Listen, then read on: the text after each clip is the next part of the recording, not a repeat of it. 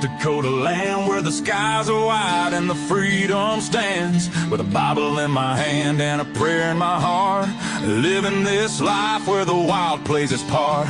Dust on my boots and my hat pulled low, got my trusty rifle and I'm ready to go. Hunting the game as the sun hits the sky in the heart of the 701. I feel so alive. Guns and the 701. That's how we roll. Faith in the good Lord, that's how we hold the line of the legacy that runs through our veins in this wild, wild land where the spirit remains. We're living free, living bold, side by side, with God on our plate and our hearts open wide.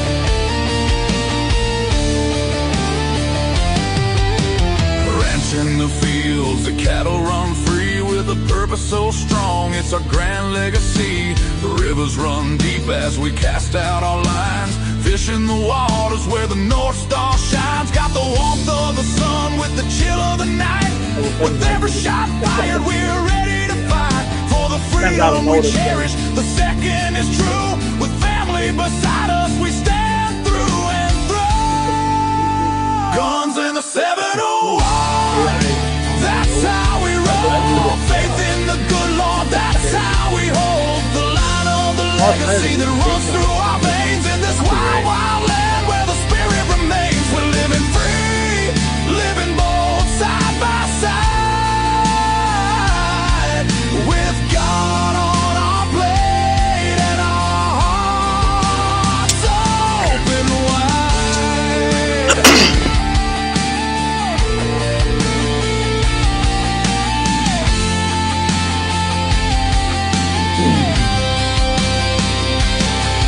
In a world that's spinning with sins that they wield, we stick to our values. Our fate is revealed with the word as our guide.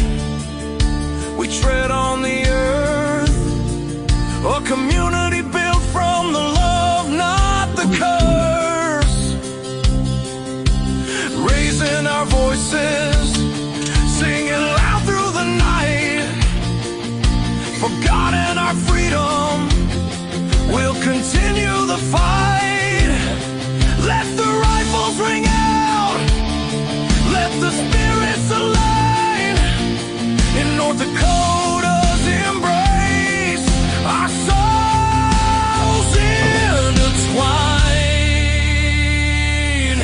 So when you hear the gunshots and feel that proud sound, know it's faith and freedom that echoes around. From the fields of the ranch to the depths of the lake, with God on our side, there's nothing at stake. Guns in the 71 forever will stand. Well, I gotta look In the at heart of our faith in this great free land.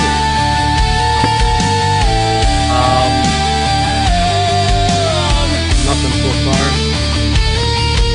Oh, it's open there. Just open it up in there. Hey, look at there. Wailing. Yeah, we'll get going there. I love that ending there. Turn that down. All right. Just a second. I gotta change it down a little bit here, Dave. All right. Hey, welcome everybody. Episode 166, Guns in the 701 Nation. We have some guests tonight, but hey, Blackbeard, good to see you on there. Mr. Leon Whalen, good evening tonight. He says, from the Golf Dome, watching some soccer. All right. See, we are mobile. Lynette says, what a great intro. And Susie Fettig, I wonder who that is, right? Susie Fettig. Oh. Yeah, she's an awfully nice lady. She brought me to you guys, so you better like her. Okay, yeah, that's a good thing. That's a good thing. You know, Lynette, when I did that intro, we were kind of forced to try something because guess what? CommiTube kept dinging us on copyrights and things like that, even on the Star Spangled Banner. So that's what I did. I first time I ever used AI to do anything, and I'm not an AI fan, but you know, it's one of them things that had to happen, and I think it turned out okay. So we have that. Are you there, Dave? Yeah. Anyway. Yeah, so yeah. David's here. He's with 1760 Sports LLC. Dave, I've known David for quite a while, and he wanted to come on tonight. We're going to talk a little bit about a couple things. We're going to talk about public versus private landowner hunting access, and Corey's going to be joining in with us too. Corey, say hi. He was doing a little reloading here with me tonight, so he stuck around and decided to join us. Some freedom seeds. Some freedom seeds. That's right. Putting some freedom seeds into some freedom cases to send downrange. But and then I think if we got time, David and Corey, I think we should probably hit on things that we saw happening in Australia, especially since Australia has some of the strictest gun laws. I mean, we all saw the piles of guns, right? I know I remember seeing the piles of guns when that was happening, when they were confiscating them. So, but yet here we go. We got a crazy Muslim father and son out there, and once again, ignoring rules, laws, and let's just face it, practicing their ideology. So probably hit on that a little bit. And we had a rash of this. Ohio had something happen down there. You had Brown University. I mean, come on. This was not random attacks, obviously. So we'll hit on that. And, of course, I think I have a pretty good happy ending Chronicle if we get to that. So with always love those. Really do. Love the hell out of those. Those are a lot of fun. Hey, Dan Brown. Hey, over there on the western edge. I might actually be in that area tomorrow, Dan. I don't know. If I am, I'll give you a holler maybe. But if with that, why don't we start with what we do every single show, the Second Amendment. A well-regulated militia being necessary to the security of a free state, the right of the people to keep and bear arms shall not be infringed. There's never been 27 truer words. I mean, it is. Without the Second Amendment, this don't exist. We don't have this. We don't have freedom of speech. We don't have anything. And something I've been doing, guys, and I guess I'd like to do it again here tonight, is I do like to open the show with a prayer. So if you guys will indulge me. Lord, we'd like to thank you for each and every blessing that you have given to each and every one of us. Without you and without God's promise, we really have a very dim future. It's Christmas is coming up. We're going to be celebrating the birth of our Lord and Savior, Jesus Christ. And with him, all things are possible. We can be redeemed, and we can enjoy heaven with everybody else that's a believer. Lord, thank you for everything you have given us. Watch over us, and please give our government the strength and the knowledge to follow your word so that it truly does serve us and you. In your name we pray. Amen. Amen. Amen. So, yeah, I don't know. Where do you want to start, Dave? I guess, you know what? I think I'm going to have you go first on this. Yeah. Let's talk public access. Of course, I'm a landowner, and I've hunted both. I've hunted public. I think Corey has too. But I'm going to let you go on this. And some of this is going to lead into what I saw on Facebook too. But I think this has been a spirited debate between us a couple times. I mean, over the years, we talk about the land rights, the public access. You know, I've never really took a position of saying who owns an animal. I mean, obviously, the critter walks around and you got the 9/10 possession idea. But the whole situation is simple. You pay the taxes on the land. You own the land. You're the steward of the land. And let's be realistic here. I think it'd be easier to be able to create like some sort of analogy or a term that other people that don't own land in the countryside. You have an apartment complex. You have your paid parking spot. If you lived in an apartment complex with a paid parking spot, how mad were you when somebody else was approaching your parking spot? yeah, You know, let's go to like a landowner in town. You own property in town. You know, you have a buddy having a picnic in your front yard. Excuse me. Not that big of a deal. But if it's the neighbor, you know, helping grow your lilacs, you know, because apparently you couldn't find a bathroom somewhere else, you'd be a little upset. yeah. So I imagine realistically, someone right. But realistically, what it comes down to is the conversation is, why is the property outside of city limits considered fair game to walk through? Because I tell you what, when somebody walks through my yard, I'm asking who they are, what their business is, and if I get to try a new gun. You know, because that's the reality of it is, you don't know why they're on your land, and why should it make a lick difference if it's 5 sections or a quarter acre in town. Well, and we had this huge debate in 2019 when we were working on the posting bill. And, we actually passed it out of the Senate very easily. So, I tipped my hat to the senators at that time. It's when it got to the House where we really got bogged down, especially under Representative Porter, who that guy, as far as I'm concerned, must hate every landowner out there. I know he has some land, but I'm telling you, he was the instrument into defeating that. We had division on the bill. I know Rick Becker was trying to save it by doing the division, but we came up four votes short. And still to this day now, in North Dakota, if you don't put a sign on your own property that you pay horrendous property taxes on that keep going up each and every year, our rent to the government per se, someone can enter your land. And it's just such a foreign idea to me. I grew up in South Dakota. I grew up hunting in South Dakota, and you have to get permission. The only exception is the Black Hills. The Black Hills has so much intermingled land that they do require posting down there. And honestly, it makes sense. But again, it don't. To me, if it's up to the person who wants to access your land, it should be on them. The onus should be on them to talk to you and figure out where you can go. That's always been my premise.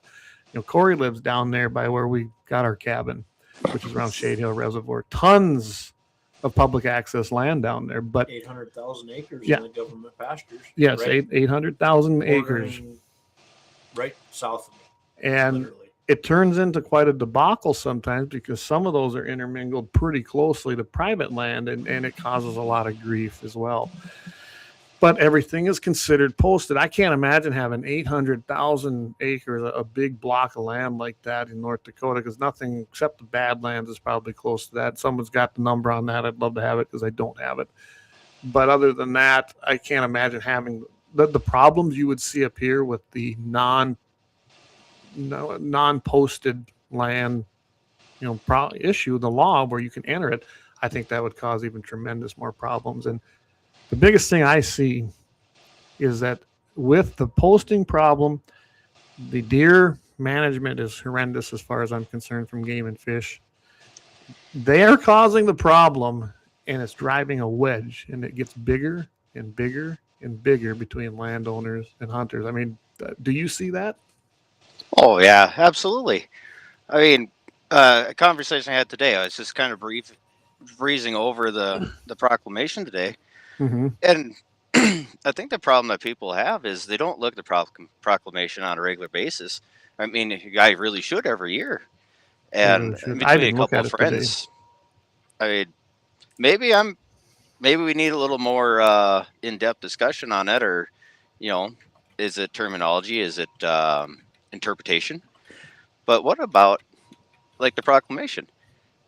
Had a friend ask me about why is it legal to use a Burris eliminator scope? You can't have this, can't have that, whatever, which applies to the bow section, but not the rifle section. And then amongst that reading of it today, I came across they don't have verbiage about using thermals during deer gun season anymore. When did that change? Really? So did that came out today? Honestly, I was busy today, so no, that wasn't today. Oh, okay. It was a discussion I had with some friends today because they were looking at them, and I don't know. Earlier on. Okay. Right. So, but you sit there and read the proclamation about the stuff. It talks about the posting of land, right of ways, what you can get away with, the time zones, all that stuff. Yeah. And I myself, I hunt 99% public land. I live in town. I don't have family that owns acreage to, give me that opportunity. I mean, you've given me opportunity to come out to your place several times, and I just have a good loyalty to the guys I've been hunting with for years.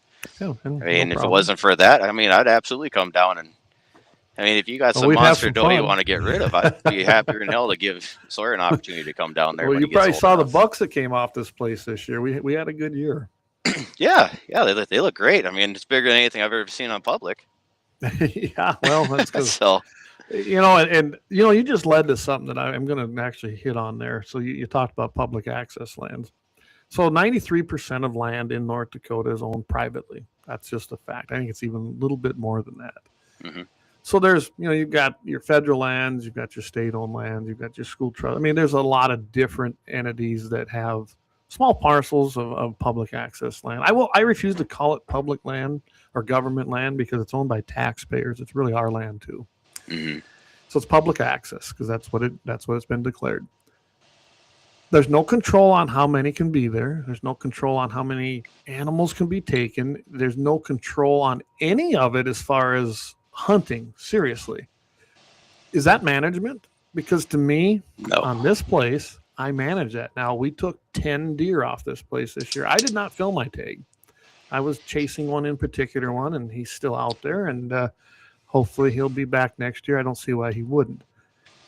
I noticed I had an increase this year in bigger deer because of things I've implemented here, like access and some of the other feeding things we've done, some of the trees, just different forage we've planted, and I'm making it a very workable cow-calf operation along with a wildlife management plan according to what I want. And it seems to be working. I do plan to implement some more, but what I'm getting at is the controlled access is what gives us the good animals. You can't let everybody pound a piece of land every 30 to 45 minutes and shoot everything they see. Probably not going to be much left on it. It's either going to run away or it's going to be dead, right? Mm-hmm. Yep. And I don't know what you're seeing out there. And you kind of told me the area you hunt. I mean, are you seeing issues with population? Well, Or is it just the hunting pressure in general? Let's start out with when the Game and Fish went for a land grab through the plots program. When they we're tried discuss that later. Oh yeah, we can't go without you talking about that. That's like I mean, that's not even a bird in the saddle. You just will have, a rock. Well, it's going to lead into the idea of programs that incentivize landowners for conservation, which is bunk, but we'll talk about that in a little bit. But continuing on, when the plots programs were expiring, I hunt 3D2. So basically Mandan up to center, all the way across to Highway 8 south to Richardson. So it's a sizable unit. There used to be probably close to 25 or 30 plot slots on the map for that unit. I think there is now only maybe 6. And one of them is not even attainable. The gentleman that owns the land in that general area that surrounds it, he put some of the rankest bulls on that section line fences in. I mean, you don't want to go in there. I do believe, if any of my friends could quote me on it, was I said, well, how are we supposed to get to it? Obviously we couldn't. It was, it was clawing at the ground. It was doing the snorting and the snotting and whatnot. It was an angry bull. And the only thing I did is rolled down the window, took a bite out of jerky, and said, "Your sister's delicious." And then we drove away. Of course, the game warden said there's nothing we can do about that. So it was plots line in a program that wasn't accessible. Okay. But going. Well, I did look something up quick. Like, so your unit is 1,613 square miles, which equivalates, it says here, to 1 million. Just over 1 million acres. Does that sound about right? In the whole unit? I can see that, yeah. Okay. I mean, there's a great deal of mine land that's inaccessible. Okay. So I'd say maybe a 16th of that land is inaccessible due to mine access. Right. But going back to the actual public land, there's a big section where the land is known. It's easy to find. Onyx screams, "I'm right here," for that land. And 7 years ago, it was myself, 2 of my buddies, a guy and his daughter, and sometimes that elderly gentleman that was their dad or grandpa, a guy that was a taxidermist, and one other guy. That was it. That's all. We damn near had a coffee club on opening week. We just knew each other. And when all the plots land in that unit evaporated because nobody re-signed that nasty contract, it looked like we had a music festival on that land. The grass was stomped down. There was trails everywhere. I know that one year we were walking, seeing some deer run through. We thought we'd follow them through because we thought they'd run out the same way they came in because it was just a bad draw for escape. Right. We got to the bottom of that draw. We found a deer laying in the draw. I seen it had a little bump on its right shoulder. I took out my knife, felt around. I cut a bullet out of that deer. Somebody shot with a 22 cal gun. Wow. We took pictures of it, documented it. I set the bullet right back on its shoulder, laying there. We ended up running into a gentleman that was in the driveway leaving the facility or leaving that area. And I told him, it's like, yeah, if you're looking for a buck, because we seen him walk in that area, it's showing exactly where he's laying. I didn't shoot a buck. Right. Hunting with the 22 250, but he didn't shoot a buck. buck. And it was a yearling. It was a small fork. It was an absolute waste of animal. Yeah, but and that's what we see now. It's hard. I'm gonna let Corey jump in here because, like I said, he's got a lot of this private land versus public access land too in your area. And what do you see down there? See, we'll have you have to speak up. Okay. Well, let's come over here. Here we go. Well, our private land mouse here, don't we? Yeah, border. I'll go for it. I don't need it. Borders right up next to Game Fish, Bureau of Rec, and Forest Service. And the Forest Service controls the government pastures, which is the 800-some-thousand acres. And literally, well, not so much in the last couple of years because of EHD and just the exposure, the numbers have been down. But before that, it was literally a war zone down there. I wouldn't even go out opening weekend because I was afraid I was going to get shot on my own land because just reckless shooting and so many people down there. But it's getting a little bit better, but there's still a lot of pressure, and I don't see the size of deer anymore because usually it's the guys from East River or Minnesota that come out for opening weekend and literally shoot the first thing they see and head out. So there's tremendous pressure down there, even though there's tons of public access or whatever, but they still think my land is open to the public. So I do have to chew ass every once in a while. Yeah, you run into a lot of that down there. It's everything's so intermingled and close. Well, close yeah, down there. It's almost like badland country there with the draws and the lake there. It's not nice squared sections. Right. I mean, it's all over the place, and they just think they can run all over it, and no regard for private property whatsoever. I had to chew out some guys from Brookings. They literally parked right at the cattle guard and walked into our pasture that we rent, and we're coming out of that, and they said, well, we thought that was government. And I said, come on, guys, you're a mile away from the government ground or whatever. Yeah. I turned them in. I called the game warden or whatever, but the ultimate decision comes down to the landowner or whatever, and she goes, well, if they've had prior trespassing or whatever, nail them. If not, give them a firm verbal warning or whatever. So I mean, I don't know whatever happened to it, but it's a constant battle since we're literally fenced next to the public ground. So I'll tell you what, we're going to take a quick break here, about 25 minutes into the show. We'll come back. We're going to continue this because we got a lot of things to hit on this, and there's anything from habitat to access to plots or any other government scheme to get you to for a landowner. And trust me, I do call it that. So we'll be right back here, guys. Don't go anywhere.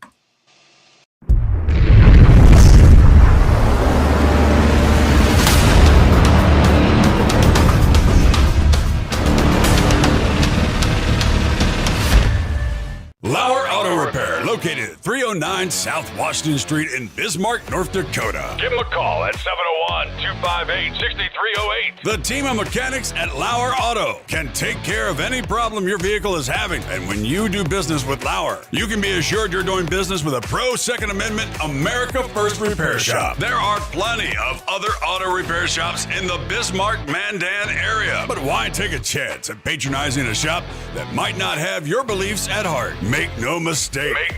mistake. Lauer Auto is your pro Second Amendment repair shop. When you talk to the guys at Lauer Auto, don't forget to tell them that you heard they are a sponsor of Guns and the 701 and that you appreciate their support of our pro Second Amendment, pro North Dakota live stream and podcast. That's Lauer Auto Repair, 701-258-6308. 701-258-6308. Located 309 South Washington Street in Bismarck, North Dakota. When you want it done right, go where lemons go. Kalon's Auto Service, owned and operated by Kalon and Misty Foss, lifelong locals with over 25 years experience. From modern rides to classic restorations, they can handle it all. Top quality work, fair price, and honest hometown values. Located just 1 block south of Highway 12 on 6th Avenue West in Lemmon. Kalon's Auto Service, serving you with all your auto repair needs. For the best gun gear for every and any situation, Little Angry Man Arms LLC has you covered. Top-notch guns from top-name brands like Winchester, Glock, Sig Sauer, and Ruger to essential extras from Magpul, Streamlight, Hollow, Sun Optics, and more. Little Angry Man Arms LLC have everything to make your shooting adventures a success. Visit littleangrymanarms.com today and gear up for your next big hunt, competition, or home defense. Don't miss out on our exclusive deals. Little Angry Man Arms LLC, based in Trail City, South Dakota, your ultimate hunting partner. At Horton LaserCraft, we believe in the power of personalization. Whether it's a cherished memory, a special occasion, or a unique gift, our custom laser engraving brings your vision to life. Our expert craftsmen and state-of-the-art technology ensure every piece is a work of art. From personalized decor to one-of-a-kind keepsakes, Horton LaserCraft makes every moment unforgettable. Horton LaserCraft is owned and operated by a local veteran and his wife located near Thunderhawk, South Dakota. They provide custom laser products at a reasonable price, and their turnaround time is fast and efficient. Custom board cutting, glassware, decanter sets, mugs, assorted stainless steel jewelry, assorted tags, decor, custom acrylic nightlights, and much, much more. Call them up at 605-545-7535. Horton LaserCraft, where memories are engraved.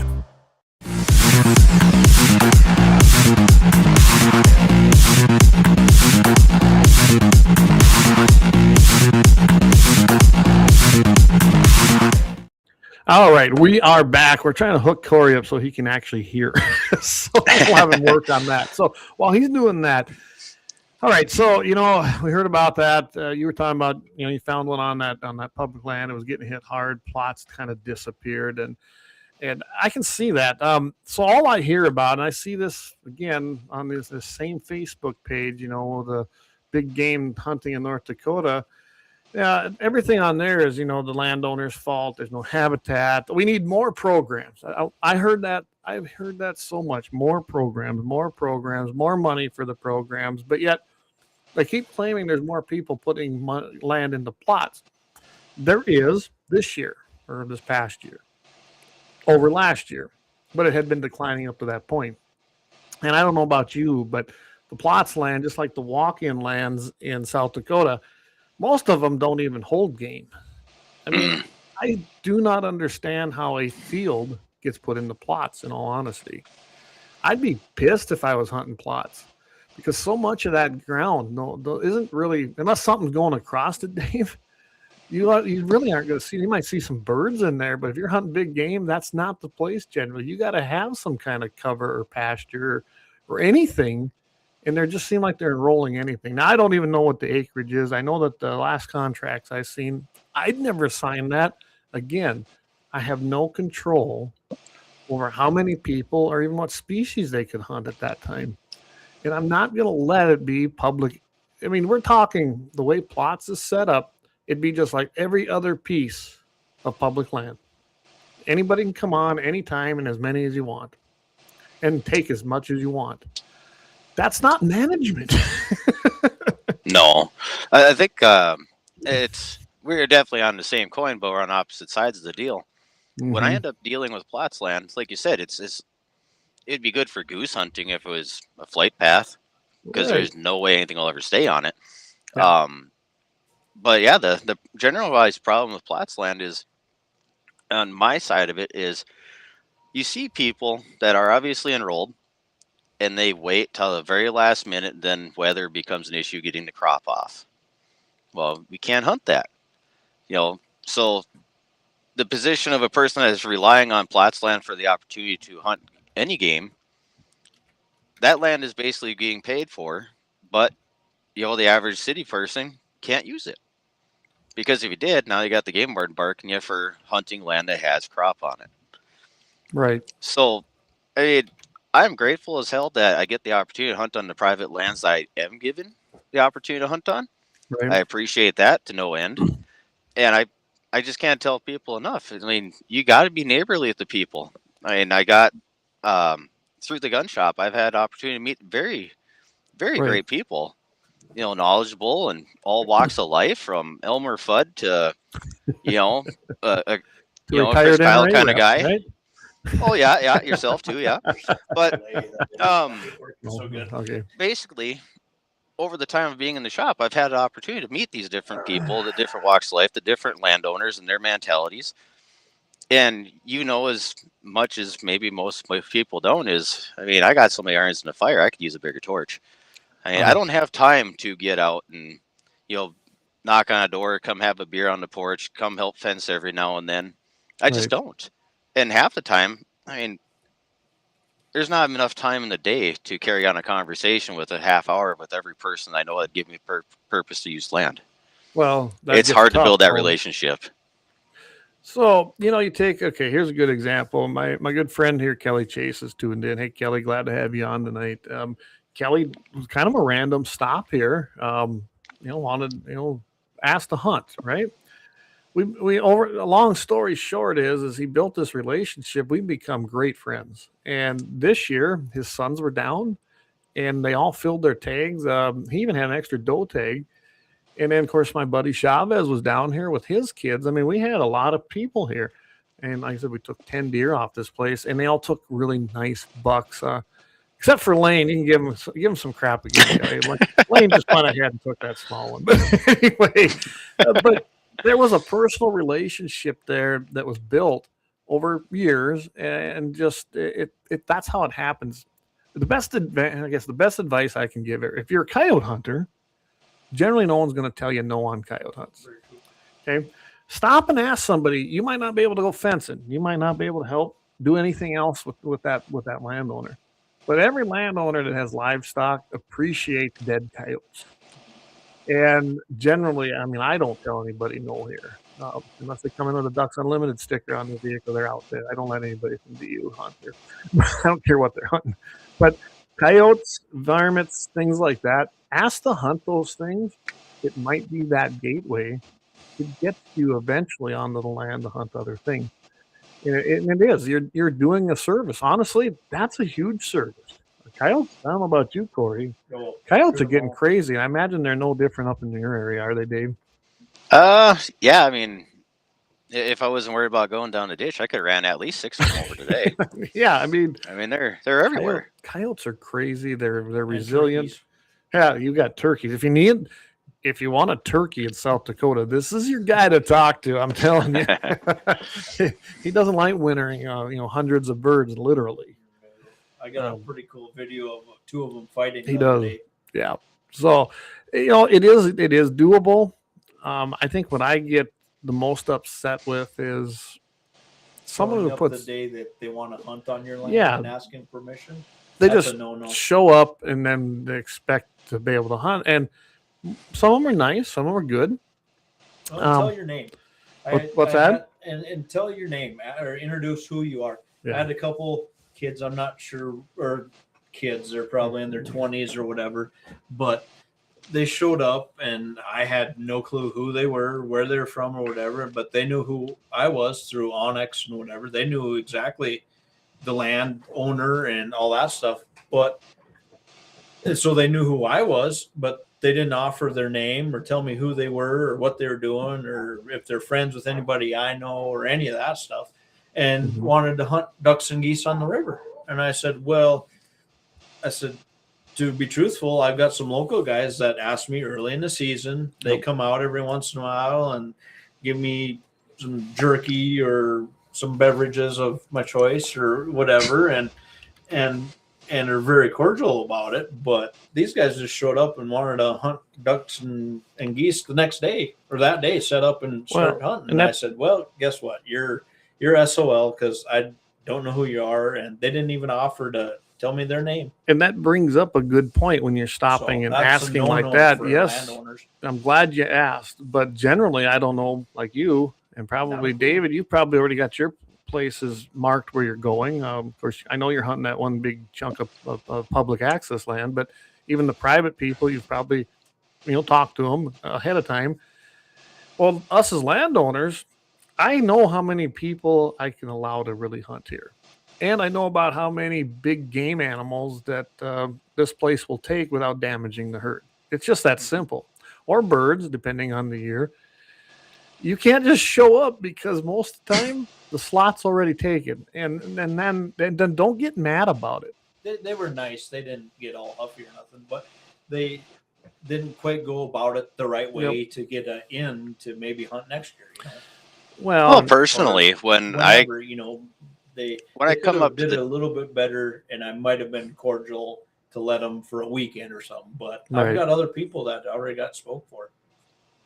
Well, when it comes up to the deer season and stuff like that, if I haven't talked to the landowner in weeks, or even since the tag applications were finalized, I basically cross them off my list. I'm not going to call them a week before the season and ask them. And every person I've told that, it's like, I end up running into them, or I end up talking to them because they need something quick for, their hunting season or whatever it may be. Or even after the season's done and over with, I'll end up reaching out to them or running into them, and I'll tell them, it's like, hey, here's the deal. I didn't talk to you. I'm not going to ask you. And the answer is always the same thing. You're always able to come on out. It doesn't matter. It's okay. I appreciate that, but my doors are always open to you. Right. But it's not right to assume that. And the worst part is I'm sure most people could tell I'm sitting in a truck right now. Yeah. We do a lot with the agricultural community. I mean, we haul fertilizer, we haul commodities. And the issue of it is I get a lot of open doors to people I don't get a chance to visit with very often. Yeah. So how many times have I been told, just go ahead, leave your name on a dinner plate or something stuck in your window so I know whose pickup it is. Right. I mean, I've been given that opportunity several times, and I haven't seen some of those farmers in 5-6 years now. I don't even know if some of them are alive, because they didn't want me to contact them. They just said, put a plate in the window and go. And like I said, not every landowner is the evil devil, as we're going to talk about here when we get to the Facebook thing. And that's really what I've seen on there. Does nothing for the landowner-hunter relationship. It really does nothing for the people that are on that page. And that page is very active. I know they've beat me up on there a few times. I really don't care. I really could care less. But I'm telling you right now, when you got a segment of the hunting group in a hunting community, let's face it, what was there, 42,000 I think tags this year for deer? It's quite a bit, yeah. When we used to have 130 some thousand tags. This is not a landowner issue. This is not an access issue. This is a management issue. And who's in charge of management? Game and Fish. And they've stuck millions into the false narrative that CWD is going to wipe out everything when EHD actually did it. Yep. Is there less cover? Yes. Does it matter? To a point, it's part of the equation, no doubt about it. But I think you'll find, as you do here, I mean, Jamie's been down here, Vance, who's tuned in, Kelly, everyone's been here. Do I have the best hunting? No. Am I working on it? Yes. And as we keep improving certain things here, you're going to have more wildlife, and I'm going to have bigger animals. That will also lead then to my segment here. We're going to probably take a quick break here pretty quick, but this is why I laugh at the programs. There isn't enough money per acre for me to ever enroll in plots. I won't sign their contracts because I won't agree to their terms. I own the land. I will set the terms. That's how that'll go. Same way when they come in and they want to do some kind of a conservation project and then want me to sign for public access, but unlimited public access and government involvement. Well, I'm maybe that rare guy. I don't know. If you're a government agency, I'm not interested. There's not enough money. There's not enough offers you can make me. I don't want a government man to step foot on this property, nor will I allow it. So there's a lot of us out there, obviously, because there's a lot of people that refuse these programs. So when they keep hollering about that don't work because there's people that don't want it. Okay. And we'll do it ourselves. And that leads to me also saying, now, if I put all this work and time and money into my place to grow big animals, why would I grant access when I can sell a hunt for $5,000? Seriously. Yeah. And especially when I see my property taxes keep rising with zero services improving, double-digit percentages for the last 5 years. And this is Sioux County. I can't imagine what Burley, Morton, some of these bigger counties, I can't even imagine what the increase is. Doesn't sound like a lot, 9-10%, but it is when you own thousands of acres. So really, that little pittance that they're offering you and then make you sign away everything, there's no incentive for a landowner to do it. None at all, as far as I'm concerned. You know, you hear the people talking about high fence hunting. The people bitching about it isn't your demographic anyway. So they can complain all they want. In the meantime, you know, like, gosh, I wish I could remember where it was. I seen a picture of it. It was dubbed the 30-point buck, and it probably was. It was dang near like the cover from the song's artwork. It was a high fence buck that somehow got out of the property, and some kid ended up shooting it for his youth tag.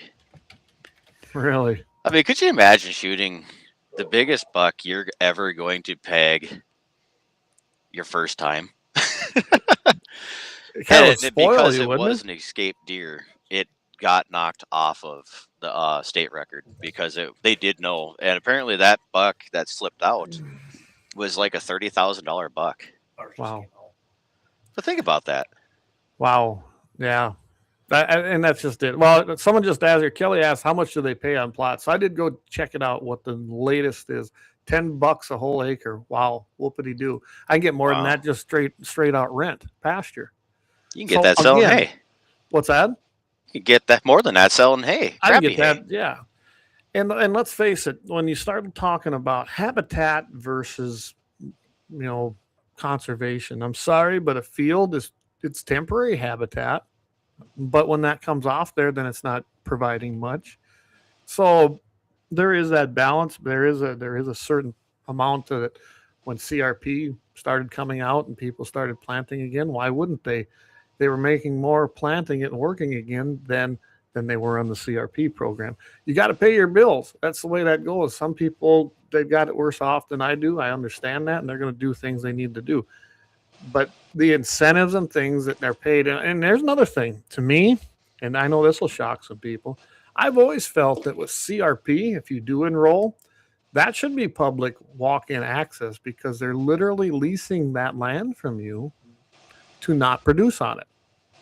Okay, that is a government lease. That's not a program. It's a lease that you sign with the federal government to not produce. Essentially, they're renting your land for what it is. I don't even know what the terms are. Is it 10, 20 years? I don't even know anymore. It was 10 or 15, I think. Ours just came out.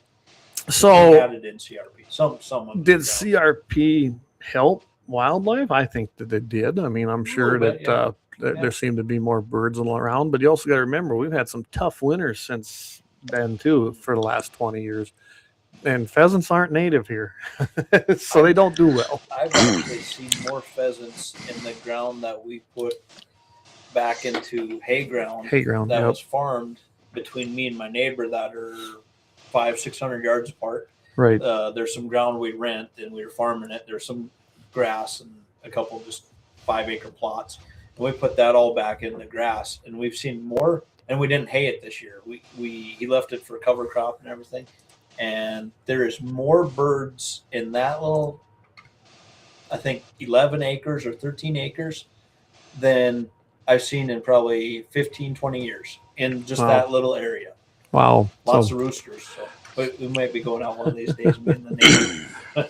So I am going to go through a few of these comments. I ain't been doing very good. Doug says you're being quiet, Corey, but maybe we got you over that hump now. Right? Yeah, he's a lot better now. You guys talking, that'd be a little better. So good evening to everybody. Of course, Leon, he has Blackbeard Logic every Friday evening here at 5 p.m. Mountain, 6 p.m. Central.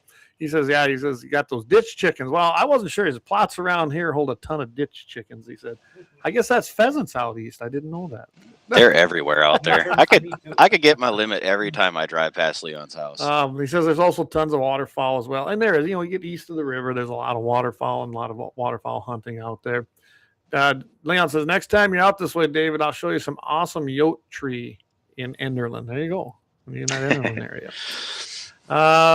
Jamie, hopefully we got you. See, we got Corey some GAT701 gear. 18 Wheels says, I bet you don't pay as much taxes per acre as we do here in Massachusetts. I would imagine you're correct, but I don't live in a communist state, so I'd give him a run for that. South Dakota. I live in Bismarck, Mandan. You can't. Outside of Fargo, you can't find higher taxes in this state. And you get specials too, don't you? Oh, yeah. What they call them. And South Dakota is getting horrendous. South Dakota, when I was looking to buy this property to the west of me, literally, guys, it was 3 times the rate of North Dakota. Doesn't mean that I agree with North Dakota's property tax base, but it is better than South Dakota's. Anytime they build a new school or a new school addition, get ready. When they tell you it isn't going to raise your property taxes, oh, I can prove that it does. Oh, that's a sore spot. Boy, yeah.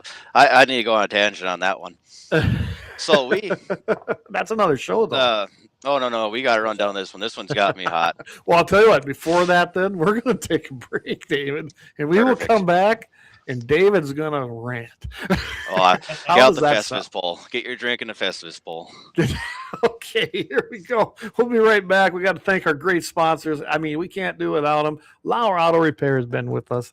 There's a bunch of them right there. Look at that. They're all right there. So here we go, guys. We'll be right back.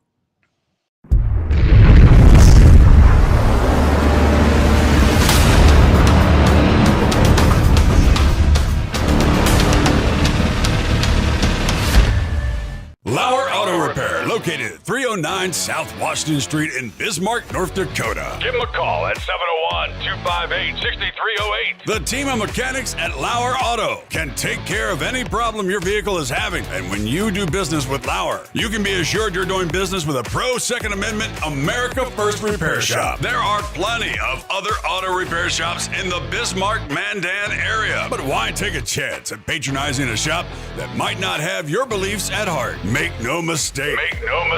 LAUER Auto is your pro Second Amendment repair shop. When you talk to the guys at LAUER Auto, don't forget to tell them that you heard they are a sponsor of Guns and the 701 and that you appreciate their support of our pro Second Amendment, pro North Dakota live stream and podcast. That's LAUER Auto Repair, 701-258-6308. 701-258-6308. Located 309 South Washington Street in Bismarck, North Dakota. When you want it done right, Go where lemons go. Kalon's Auto Service, owned and operated by Kalon and Misty Foss, lifelong locals with over 25 years experience. From modern rides to classic restorations, they can handle it all. Top quality work, fair price, and honest hometown values. Located just 1 block south of Highway 12 on 6th Avenue West in Lemmon. Kalon's Auto Service, serving you with all your auto repair needs.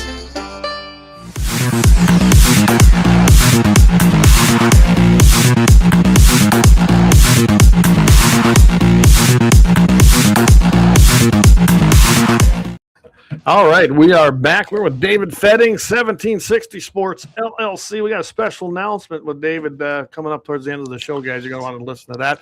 And again, tomorrow I will be joining Todd Mitchell and Mitchell in the Morning with Guns in the 701 segment, 7:15 Mountain, 8:15 Central in the AM. I know we're going to talk about some of the shootings. I've already sent him a happy ending of the week. I'll try to come up with a few things, probably piggyback even off of some of the discussion tonight, but tune in for that. Of course, Leon Francis with Blackbeard Logic. And I don't know if you caught it, David, but he's got his new Christ OS. You need to check that out. When he mentioned it to me, I thought it was a great idea. Trust me, everybody. We're doing different things here, expanding the network, and I love what Leon's doing with that. So you're going to want to tune in for that as well when he does it. And he comes on at 5 p.m. Mountain, 6 p.m. Central, Sunday morning. This is one I really do love. This one, Vance Bishop. You met Vance when we were down there in Florida. Vance I've known for many, many, many years, and he's a pastor. He's Rack's Adventure Team co-founder. I'm telling you, he does a great devotion every Sunday morning at 7 a.m. Mountain, 8 a.m. Central. You want to tune into that, and of course, right here every single Wednesday. Well, it's Thursday tonight, but when I'm not going to Advent service, we're here every single Wednesday, and that's at 7 o'clock p.m. Mountain, 8 Central. All right. Thanks to all our sponsors. Now, David, all right. The floor is yours. Have at it. All right. We talked about taxes and school stuff. Yes. So my oldest son had a Christmas musical deal at the new high school in Mandan. Okay.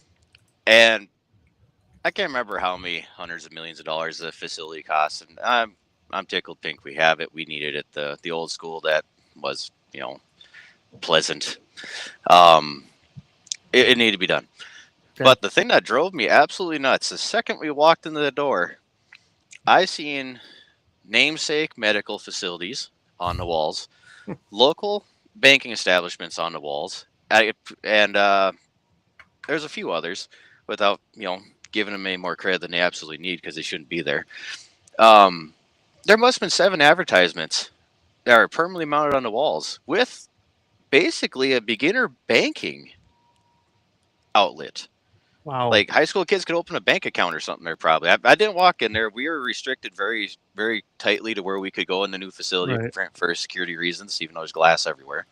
But yeah, why is a public school have permanent local businesses? Like, yeah, they probably donated $10,000 or whatever it was. Mm-hmm. But why is that in a public school? Why is forced advertisement being put on our children? A good question. And you see it a lot, honestly, not just there. It's kind of like, here's a good example. It's kind of going off subject, but Lemmon has always allowed, they sell these candy bars, right? And they get a very small percentage of that for the candy bars they sell. And I don't know if Student Council or whoever did it, supposedly raise money. And then the rest goes to the company. But yet, when I wanted to do something with Eddie Eagle or NRA Foundation, because I was with the NRA and then the NRA Foundation, no, we can't do that. So why does that group get to do it? And they're picking the winners and losers again, specifically based on ideology a lot of times. Or businesses, it's just like when I see a business that won't support, say, the rodeo team. But yet, booster clubs. I'm all for booster clubs. But yet you'll see a business put up $100,000 and some scoreboard for junior high basketball. But no, we don't have nothing for the rodeo club. Again, why, when you take a bank, I bet you money the banks have a lot of farmers and ranchers doing business with them, and they won't support the one sport that a lot of those kids are involved with, but yet they'll support unlimited amounts of other sports. I don't know why that has become the thing. Distraction maybe to keep people from actually believing and doing the things that they believe in. I don't know. But public schools aren't so public, and that's what's always been my mantra. Public school is not so public. It's more of a indoctrination center as far as I'm concerned. If my kids were, one's graduated, the other one wasn't to where he's at there, I'd probably pull them out and homeschool them today. I guarantee you if I was having kids today, they'd never see the inside of a public school except to maybe tour it once. I don't know. Right. But yeah, going back to Leon's deal with Christ OS, I think I've caught almost all of them. I might not have taken a moment to listen to the most recent one in its entirety. It gives you a whole new perspective on Christ itself. I mean, if you're a techie guy, Leon is. I mean, he's a nerd. He really is. He knows his stuff. Everybody knows, and he knows how to relate in a different language. I thought that was awesome. And Vance, like you said, I met him down in Florida. he told me a bit of his past. And I got to say, without airing out any of his laundry, I'm glad he found Christ, because he probably wouldn't be with us today. And his outlooks on the Bible and life and the society we live in, I mean, you couldn't relate to anybody more if you're anybody else. He's not a holy roller through and through with white collar, and he's the average Joe that walks with the Bible in one hand and maybe a different hand gesture depending who's looking at him. Well, I think Vance, like I said, he's a dear friend of mine. You've known him just about as long. So we've made several trips, haven't we? Yes, we have. We even helped moving back down to Georgia one time. We helped Vance move. Yeah. But I can tell you right now that Vance, stand-up guy, he is the guy that if anybody can be saved, or if he can be saved, anybody can be saved. It's very true. He's kind of like so many. They had to hit that bottom. I'm not going to go into the details here, but Vance has actually done an interview. He did it while we were down there hog hunting one year with a place, and he's got it up on his Facebook page. I encourage you to go watch it, because it's his testimony as to what happened in his life and what brought him back. Because I agree. I think if he wouldn't have done that, I don't think Vance, I would have never met him. We wouldn't have been here. And, no, definitely not. He'd be somewhere, wearing, striped sunshine or something more than likely. Or not here at all. Exactly, yeah. So, yeah, and so to hear I do love his show. I make a point to get up and listen on Sunday mornings. I keep threatening to jump in on there on one of these days. Maybe I'll do it. But I'm still sleeping in. You're still sleeping in. But I got to catch the rebroadcast. And I can tell you, there's a lot of people doing that. I go look at the numbers, and there's a lot of people across our whole gamut of social platforms that we broadcast to that go and listen to that. I should go check our RSS and check the actual podcast part, because I've never really checked that on that program. But him and Leon are doing a fantastic job with their 2 new shows. And that's just I thought it was another great way to expand what we're doing. We're reaching a lot of people, and I hope everyone's appreciating. I know I'm getting some positive feedback. Might not be your thing, but I do invite everybody to check it out, because if you can't find Christ here in the everyday clothes, I don't know if we can do much for you. But these are real people. My journey's been completely different. Many of you know what we've been going through here since August, really end of August, and it's been a trying fall. But it made my faith stronger, and I'm not afraid to say that. I'm not going to beat you over the head with my Bible, but I do have a deep belief. I probably have a deeper understanding than I've ever had. I'm up every day, and as those of you knowing me a long time, I don't get up early, do I? I do now. I'm up at 5:30 generally. That's when I'm reading my devotion and just having my coffee, my one vice there, my coffee. But yeah, I just, it's a whole new outlook for me, and it probably shows, I have no doubt. So, but I'm good with it. I really am.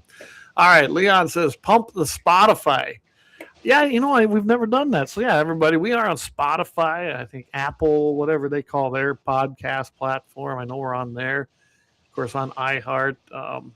We are on so many different platforms that go out through RSS. I'd have to look them all up. I don't even know what they all are, David. I'll have to do that, because David's going to be joining us. So we're going to have to put him into the fray of this so he can have access to all of that. Aren't you excited? More access to technology? Yes, just stoked. Just let's find more stuff, More stuff. This is the one I've been reading. Billy Graham, The Truth. That's a great book, by the way. Daily devotional for every day of the year. Yes. Yep. And if you don't want to read it physically, it is actually on Audible. Well, I like the soft covered book, and because it's leather bound, it's really nice. It's really good. I've been trying to get back into that. I'm spiritual. I'm not really. I'm Christian, but I'm not really. I don't have a denomination. I'm not Catholic or whatever. You don't need a denomination. Presbyterian through family or whatever, but I'm kind of going on my own journey, but I really do like that Billy Graham daily devotional. That's got a lot of stuff in it, and then it leads you to other places too.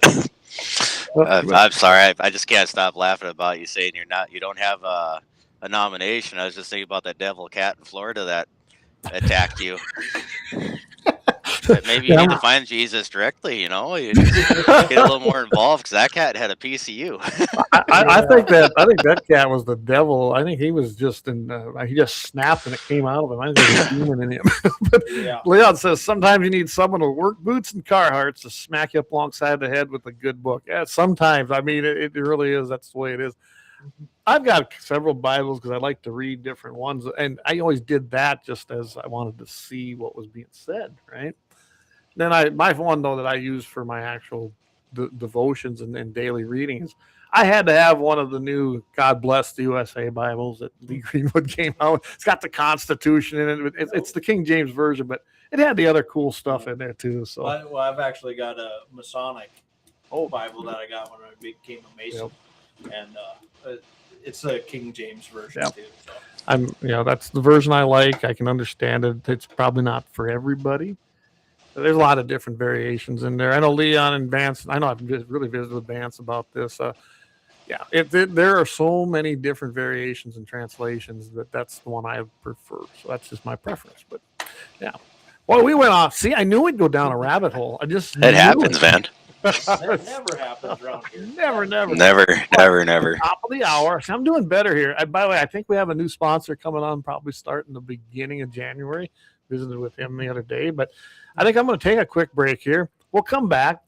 I know we haven't hit on the other stuff, but I don't think we're done. I know we're not done with this public versus private. I think we need to jump in to the other side of what I've seen on Facebook because I think it needs to be brought to light and it shows the problem. Now, I haven't really entered that conversation because it won't do any good in that particular format there, from what I can say, even if it was with reason. But it's some of the things that are being said on there on both sides, but especially it seems like from a certain aspect of entitlement from some, it's not doing them any good. I can tell you that. So we'll come back. You just can't argue with ignorance. Well, no, that's why I haven't said anything. So we will be right back, guys. We're going to dive into this and have some fun. I got it pulled up here. I'll share some of the stuff on there. And then they think gratis tag, some of them think the answer is eliminating gratis tag. Not a good idea. So, all right.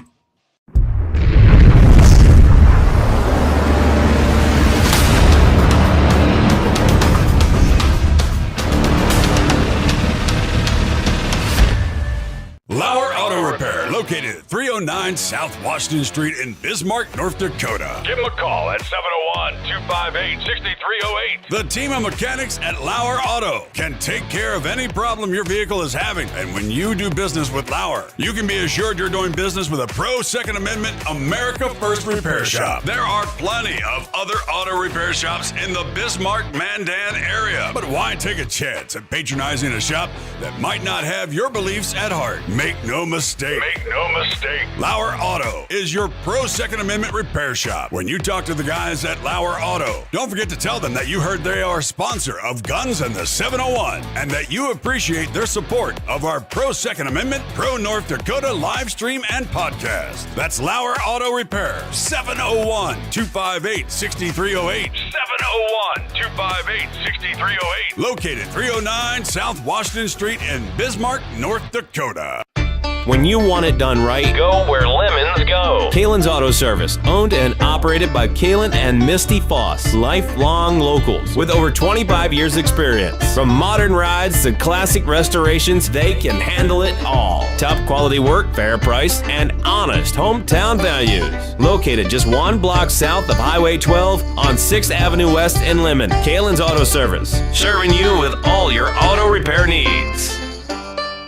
For the best gun gear for every and any situation, Little Angry Man Arms LLC has you covered. Top-notch guns from top-name brands like Winchester, Glock, Sig Sauer, and Ruger to essential extras from Magpul, Streamlight, Hollow, Sun Optics, and more. Little Angry Man Arms LLC have everything to make your shooting adventures a success. Visit littleangrymanarms.com today and gear up for your next big hunt, competition, or home defense. Don't miss out on our exclusive deals. Little Angry Man Arms LLC, based in Trail City, South Dakota, your ultimate hunting partner.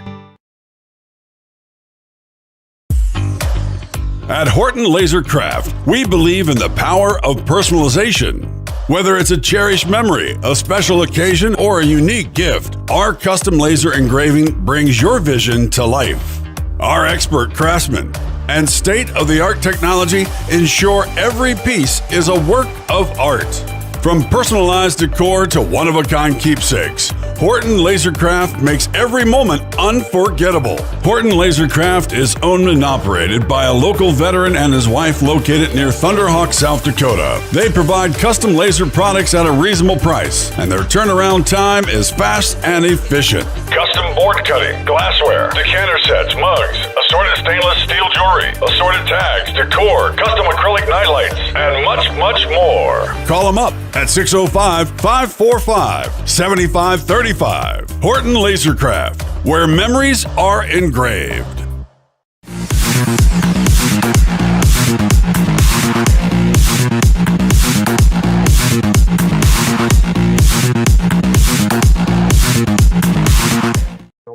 All right, we're back. Hey, everybody, if you're hearing feedback on the end, let me know, because I'm not sure if it's happening or not, because we're trying to make it so Corey can hear us.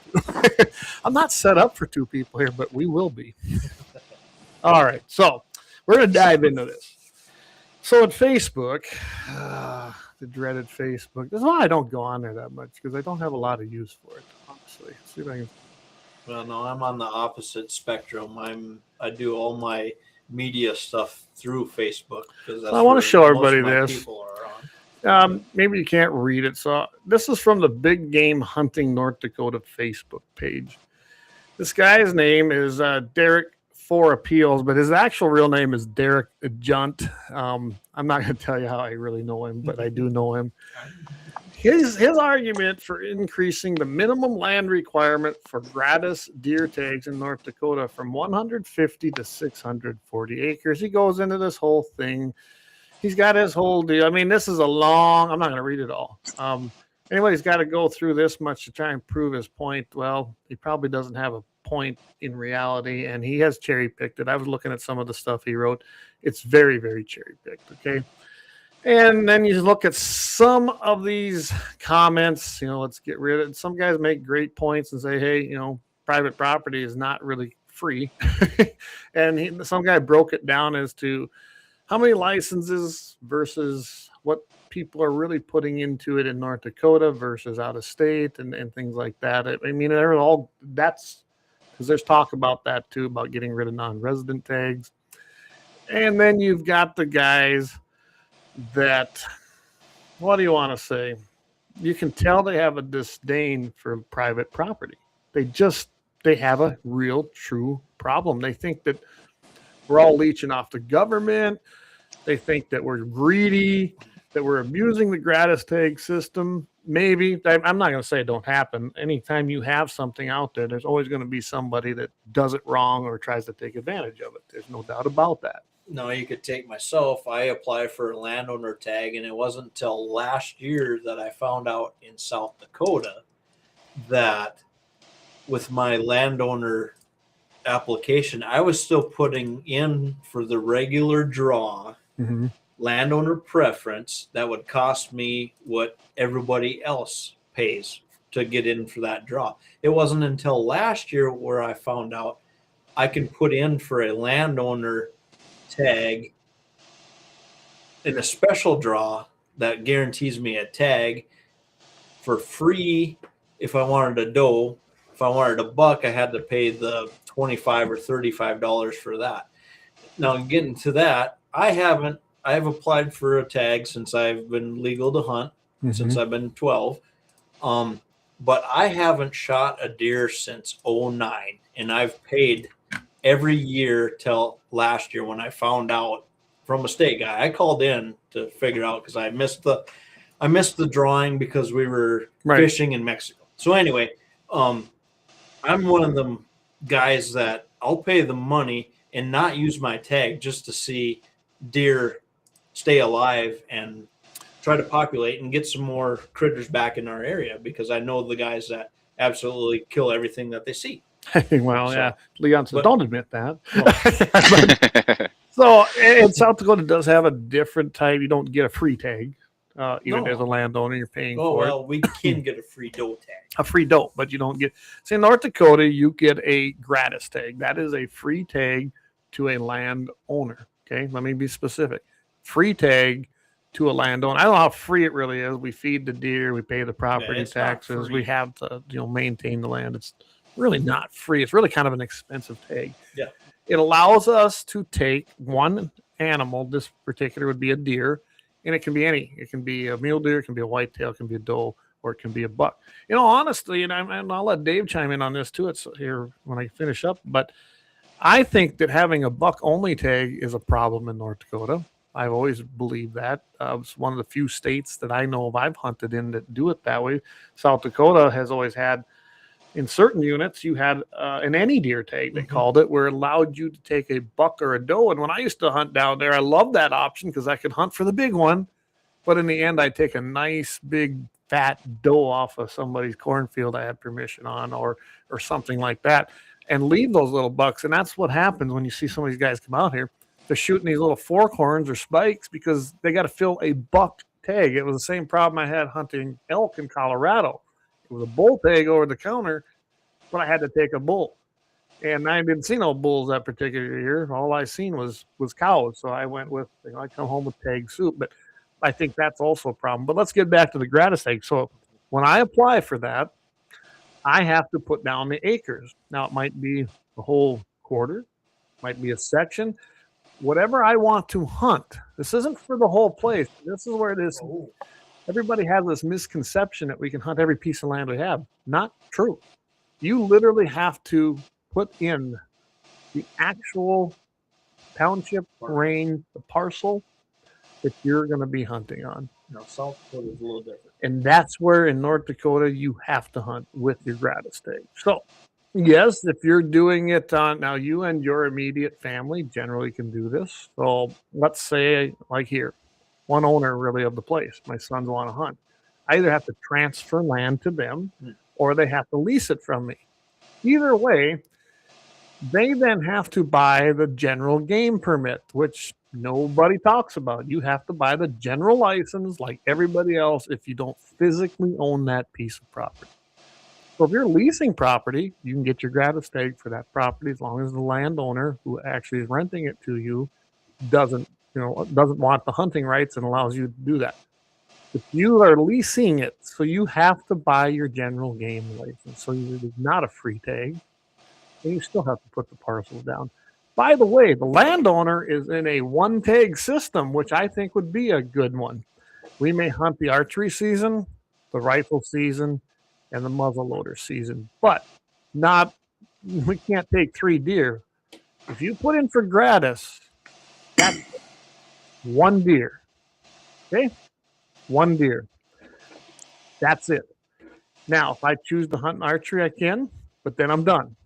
If I choose to hunt the rifle, I'm done. If I want to hunt muzzleloader, I have to wait till muzzleloader season to use my 1 tag. And I can't apply until, I got to look this up but I think it's even the 3rd drawing. And if there's any tags left in them seasons, then I can apply. So don't tell me about this, all you entitled. I'm going to be nice. Another new leaf and all. But anyway, you apply for an archery season.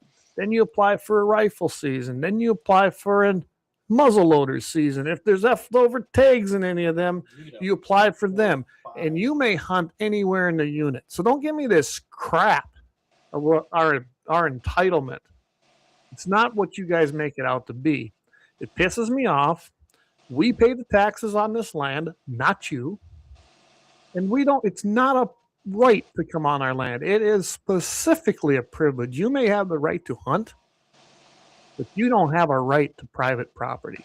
And I'm getting sick and tired of the entitlement mentality. And when you go on this site and read this, that is what you see so much of under there. And it gives all of you guys a bad name when you're out there calling landowners greedy, entitled. Do you realize that there's people on there that think we should have to have 640 acres? That's an entire section. For those of you that don't understand that. Well, before you can even get a gratis tag. Really? Okay. You're not comparing apples to apples. It's usually apples to oranges because a lot of you're looking at probably East River Farms that got 10, 20, 30,000 acres probably. And then farm it fence line to fence line. The programs are mentioned in there, and I've kind of covered that there's really no incentive for any of us to really enroll in them programs. Maybe if there was a block system similar to what Montana has, where I can choose who and when people can come on and what they can hunt, maybe, might be something. But really, isn't that kind of program just a fee hunting program? Just sponsored by the government. They take the whatever pool of money they allocate for that and rent. Let's face it, they are renting or leasing the rights to enter the land. It's a trespass fee. And I can do that without the government. So, there's no incentive there. But anyway, that's kind of my rant on this. I'm not going to go too deep into all the comments. If you want, go look at them yourself. Be nice on there because you can't argue with stupidity. You're never going to change somebody's minds. Derek, I know you. You're listening. I know you do once in a while. Really don't care what you think. And by the way, don't ask to hunt because you're never hunting this land. That's the way that'll be. Pretty much, I've got everyone's name there that I won't let hunt on our land now because I went through every single comment. And that's what people like us do. I'm not the only one. How'd it work for antelope? Okay. That worked great, didn't it? Yeah, it worked great. 6A, 180 tags. I hadn't seen 180 antelope tags in this unit since I've lived here. There were more than the 50% of landowners that applied for gratis. Too many. They hit the threshold. So then we went into a lottery. So there were several landowners that did not get tags. And then nobody got to hunt. Worked out great, didn't it? Worked out great. Because here's what happened. You burned up the Game and Fish, though. They got what they wanted. They got their fee. They got their license fee. Then they turned around and you burned up your points. Some of them guys had 6-7 years worth of points. By the way, I think you got to buy them points now too. Do you see what the problem is? It's North Dakota Game and Fish. They are the biggest mismanaging fee operation in the state. All they care about is their fee they collect from you. And now you burned up your points and you had nowhere to hunt. So Dan says, Clay, if you have a gratis tag, does that mean you can't purchase a bow tag? That is correct, Dan. As long as I have a gratis tag, I only have one tag. The only time I can purchase another tag, and I got to go look that up specifically, it's either the third or fourth drawings if there's one. I can't even apply in the second drawing. So that's how that works with a gratis tag. And I'm fine with that, honestly. And I don't hunt bow, but yeah. So I had to blow my, like David said, I got to go down. Well, I wanted to really talk about this. Which one? Oh, Lynette. Let's put Lynette's up here. Ethical hunters don't take a deer every year. Axel didn't get his deer this year. We didn't need it, so he didn't take one. And yeah, there's some people that do that. Some people. Like I said, I haven't shot a deer since 2009. I didn't shoot one on my own property this year. Mostly because I was chasing a certain one. Thanks, Kelly. I know you're listening tonight, and you showed me that one, and darn it, then I had to start chasing that one, and then I was gone for a weekend. So anyway, but I didn't fill either, and I'm fine with that too. I've taken a lot of nice deer here, and now if I had the option though to shoot a doe, I would have done it, but I didn't even really have an option to do that in before season closed. So, but I have a gratis, so I can do that. But I don't know, David, you want to chime in on any of this? Yeah, I'll put a closer on the subject. These guys, this particular guy and the people that believe his ideologies. So you limit a gratis tag to a section. How many gratis tags is that going to remove? 20, 30, 40? It's not even a spit in a bucket. It's not even worth talking about. And the only thing you're doing is you're making mad the people that give you the opportunity. There's no reason for it. And the basic conversation and conservation of any animal in the state that we do hunt. I mean, yeah, there's people that rely on that meat. We both have a friend that has a pile of kids.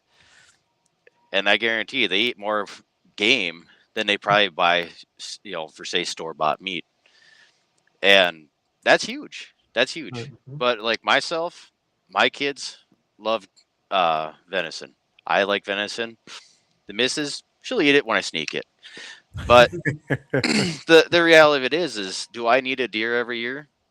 Not necessarily. We're big on beef. We do a bit of chicken. We do a little bit of turkey. We do a bit of pork. But the basic math comes out to everybody has to decide if this is the year that you absolutely should fill a tag. Like, should you go buy a tag every year? No, because Game and Fish don't need that money. But if you need the meat, you actually enjoy the meat, you should follow through with that.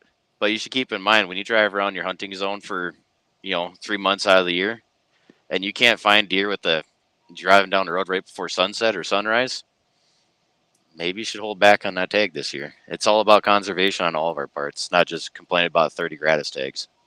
Right. No, that's absolutely right. Well, you look at my unit. I'm just kind of going through the numbers quick here. In the proclamation, they had 1,300 tags available.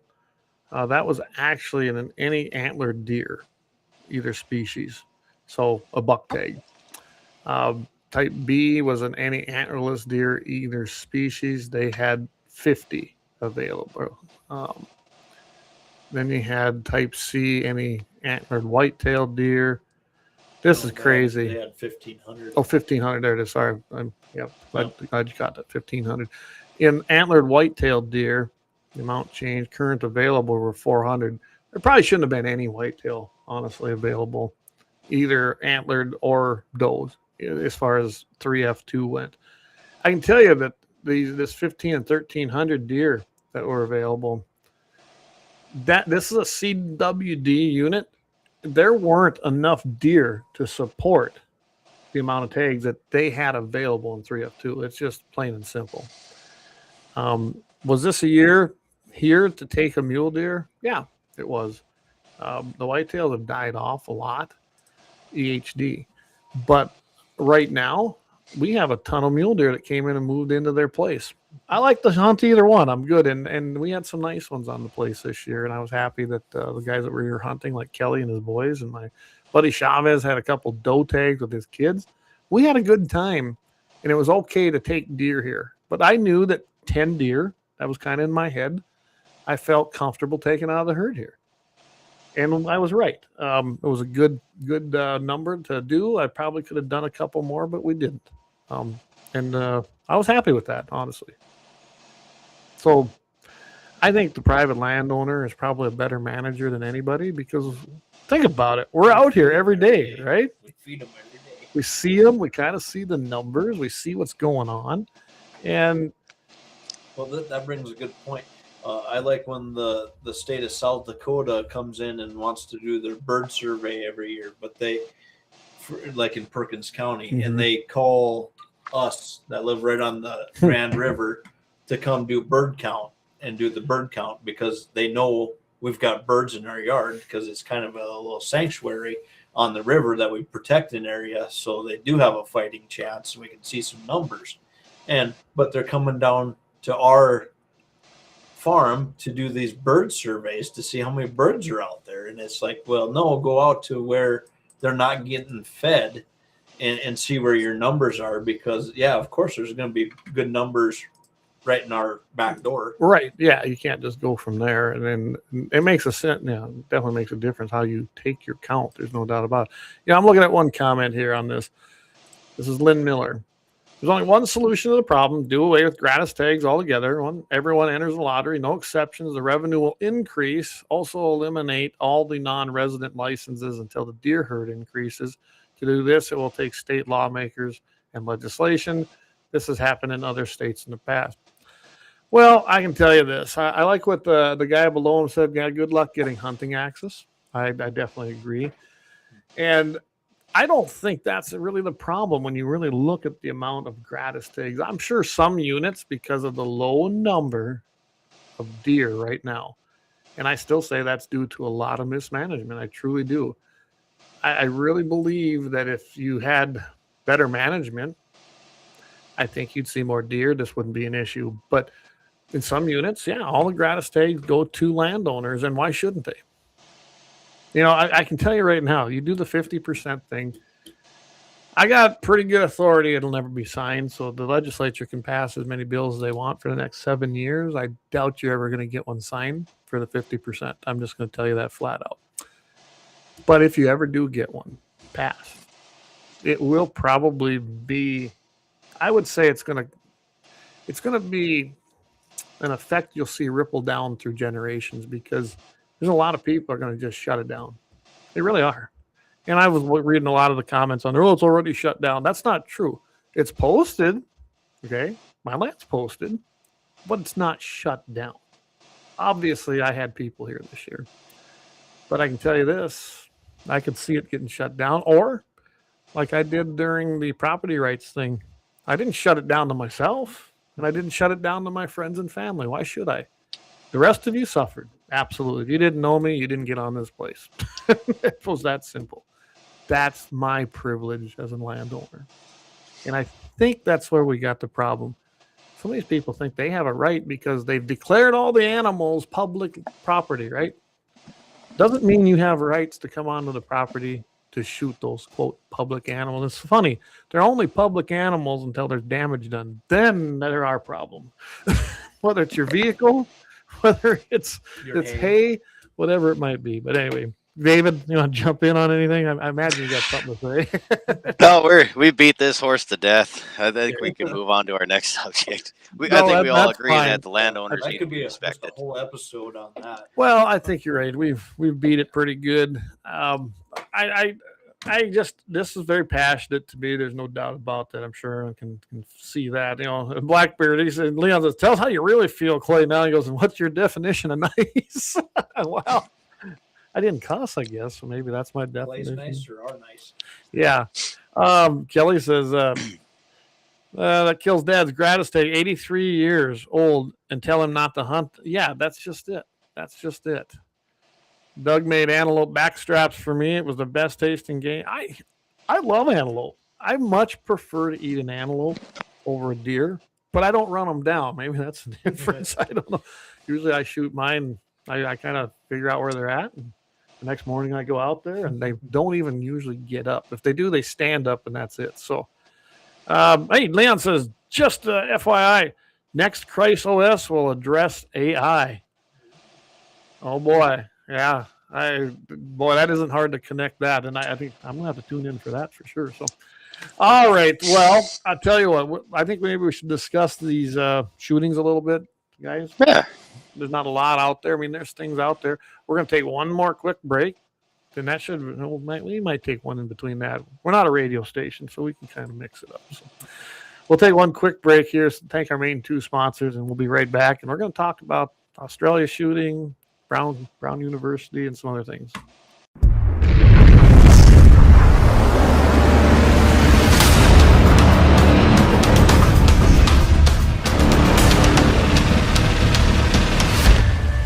LAUER Auto Repair, located at 309 South Washington Street in Bismarck, North Dakota. Give them a call at 701-258-6308. The team of mechanics at LAUER Auto can take care of any problem your vehicle is having. And when you do business with LAUER, you can be assured you're doing business with a pro Second Amendment America First repair shop. There are plenty of other auto repair shops in the Bismarck-Mandan area. But why take a chance at patronizing a shop that might not have your beliefs at heart? Make no mistake.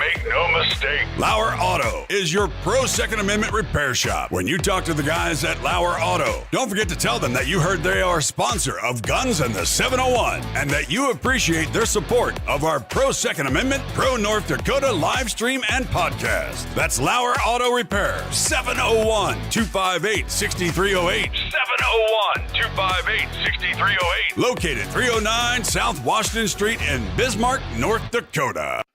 When you want it done right, Go where lemons go. Kalon's Auto Service, owned and operated by Kalon and Misty Foss, lifelong locals with over 25 years experience. From modern rides to classic restorations, they can handle it all. Top quality work, fair price, and honest hometown values. Located just one block south of Highway 12 on 6th Avenue West in Lemmon. Kalon's Auto Service, serving you with all your auto repair needs.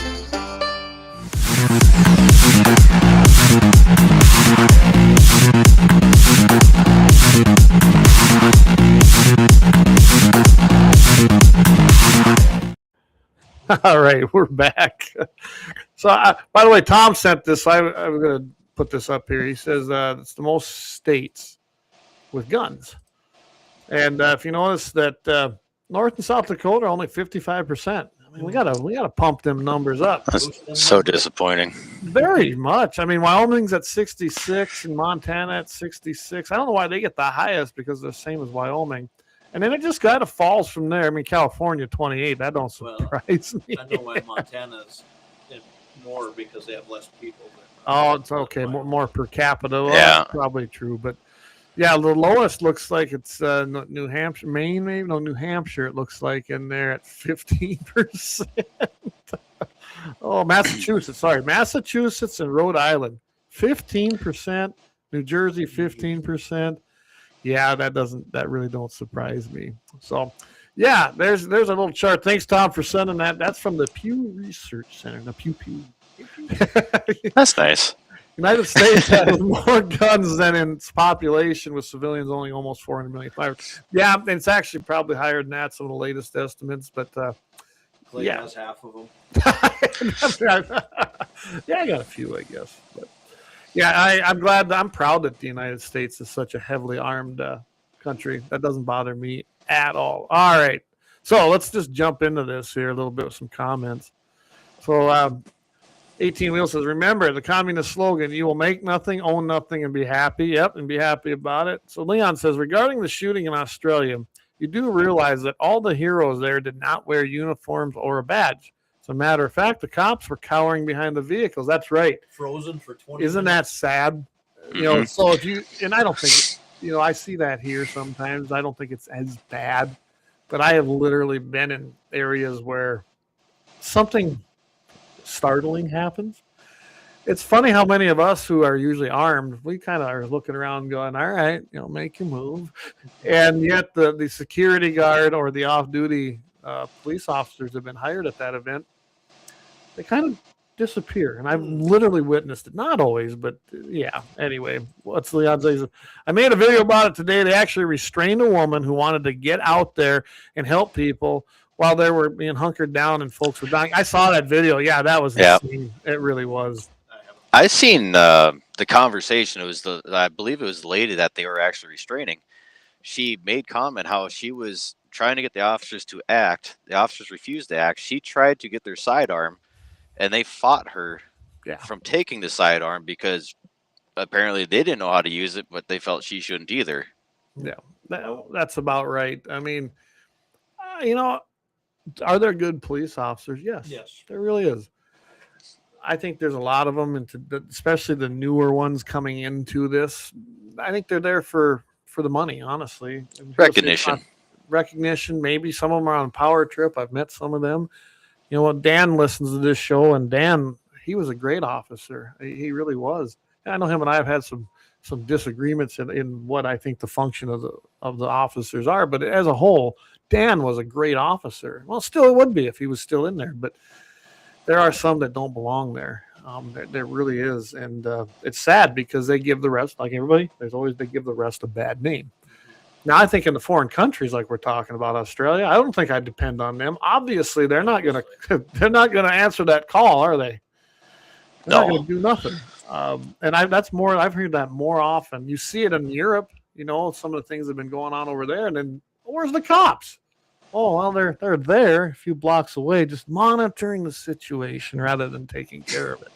Yeah. Well, they got their roller coasters and their fancy hat and a little stick, and they're productive. They're doing their job, right? Funny is, what happened on the Bondi. I think they say it's Bondi. I heard, the beach over there. Two Muslims, let's call it. I seen a gal today. I've seen Jack Posobiec. Is that how I pronounce his name? Anyway, Jack was actually on Steve Bannon's show. He called it out today. He goes, he was basically what CIA, I think is what his job was. He goes, this is an ideologic war. He says, this is a war with Muslims and non-Muslims, whether it be Jewish people, whether it be Christians, Catholics, name your denomination. It's a war against non-Muslims. And he's right. And all these attacks we've seen. Now they're saying that one in Ohio, there was a professor also that was shot and killed, and they figured that's related. I'm telling you, what did we see here just recently with the two National Guard members? This is what they do. the Muslims in this country, they are trying to implement Sharia law. We're seeing it in Dearborn. My goodness, Dearborn's a wasteland. And that's what they do. When they project their call to prayer, that's more to just say, hey, listen, we're here. We're not going away. Why don't we project something every day like our chimes or something? Let's answer them back. National anthem national anthem every time they do that. But no, we don't. Church bells. Church bells. Just church bells. Let them ring. They hate Christians. I've personally read the Quran. Do I recommend it? No. If you do, you should. It's hard because you got to read this thing in small doses. But the pillars within the Quran, they advocate this to all of their members, their followers, their cultist membership. And if they can't convince you to basically join, to go over to their side, they are supposed to do away with you. That's written in there. I'm not going to say the exact word. Or a blood tax. Or blood tax. I don't remember the term. It was incredibly difficult to even pronounce. But the blood tax, either you pay the tax or, Yeah. Yep. But you wait. We're going to see this great experiment and how it turns out in New York City, starting January 1. Some of the people that guy is already appointing, I don't see good things happening. Yeah, you're right, Leon. He goes, they conquer now through dumbass liberals. Well, look what's happening. Just go to Minnesota and take a look what's happening within the Somalian communities. Enough said. I mean, that's really, if you don't know, you're not paying attention. We got problems in Fargo. We're starting to see them in Bismarck, David. And I'm up there. I'm starting to see them. They're becoming almost clannish. They're not to be trusted, plain and simple. I know that there was talk of a mosque being put even in a little town not far from me. And when that came up, I actually attended that meeting. I said, well, I can tell you right now, I'm going to slaughter pigs. I'm going to take everything. I'm going to take the blood, the entrails. I'm going to spread them on that ground. They'll never build a mosque. I don't want them here. And that died fast, thank goodness. That never came to fruition around here, which is great. So anyway, Australia. Now, I don't know. Australia's got some pretty tough gun laws, but they're all trying to say they weren't tough enough. Have you been hearing this? Oh, yeah. I mean, they get out there and all their government leaders get up and say, well, we got to do more now. Really? You pretty much disarmed the populace. They took all the guns. I mean, there was what, you could have a shotgun and some single shots. I'm not even sure what they could all have. But I mean, I know that lever action Winchesters were confiscated in a buyback, which they can't ever buy them back because they never owned them. It's just a paid confiscation. It's potentially a plug for another show, but Mark and Sam After Work, it's a couple that runs a performance shop for automotive, but their passion is long range shooting. They will not compete. They shoot ridiculously long distances all the time. And that's actually what got me myself hooked into long range shooting. Okay. And on their show, on their YouTube channel, they've been talking about and explaining on how their government has been pushing to restrict even more and take away even more stuff. There's less firearms altogether, the ability to buy ammunition or reload ammunition. They've been on this battle for some time. And to the point now is like the shooting, I feel, is going to be like the good old fashioned Obama. Don't let a crisis go to waste, Yeah. David Axelrod. Yeah. That's about it. Don't let a crisis go to waste, especially from that side of the aisle. And they don't. I mean, they make everything. Look at Schumer on the floor. What was he touting? Gun control. More gun control. Yeah. Why is it always the fault of the legal gun owner and never the person who did it? Seriously. Yeah. I always like to, I know why, but in all reality, they always want to blame those of us that own. Most of the guns in this country are owned legally. They truly are. I mean, right there's a great example. Look at that. Yeah. There's a healthy collection back there. I mean, according to what the liberals say, me and Corey should be dead because these guns should have jumped up and killed us by now. Well, I mean, you pet them, right? You know, scratch it onto your. I must pay him off, or I don't know. I'm just telling you that it's never the gun's fault. It's never the item's fault.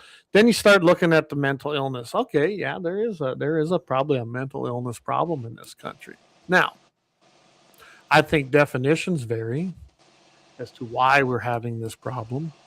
I think that the breakup of the family unit, Charlie Kirk, he talked about this all the time. One man, one woman, a strong marriage, and then have kids based in faith. And what has happened? They have chipped away for decades to destroy that fundamental format. And what do we have today? We have a lot of problem with people that have mental issues. They feel like they don't have a place here. They don't know who to turn to when things get bad. Life's hard, man. Especially, it's even harder if you don't have the tools to better yourself and believe in yourself. That comes from a spiritual belief in God. It just does. It's plain and simple. It's really not even an argument in my mind. If you're not based in some kind of a moral compass, you're going to have some problems. And I think you want to get to the root problem, it's that. They have removed church. They have removed God, or tried to, from society. They really have. Oh, yeah. And they've essentially succeeded.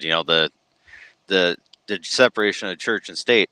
Which don't exist, by the way, in the Constitution. That's not the point of it. The point of it was to keep the Pope from organizing our government. That was the point of it. Not we can't have prayer in a classroom. Yeah, exactly. And they pulled it out of there. I told Leon, I said, you better. He says, I've had a couple, so respectfully, no. I told you how to jump in here. Right? But I like what Leon said here. He goes, life is hard. It's harder when you're stupid. Yeah, man. That doesn't help, does it? There's some stupid people are awfully happy people. She goes, as great a job that Trump and RFK Jr. are doing, I still feel we are on the brink of devastation. I'm telling you guys right now, Trump winning, we needed to have that, okay? Mm-hmm. The fight is far from over. We are so far away from the fight. These people are just lying there waiting, hoping that nobody decent runs for the presidency because they are going to pounce on this. Who are they going to run? I don't know. There's a lot. It's a long ways from the election yet. But let's focus on the midterms. I'm not worried about the presidency because if we can't retain the House and the Senate and replace some of the people in there, just because we own the House and the Senate doesn't mean we're getting anything done.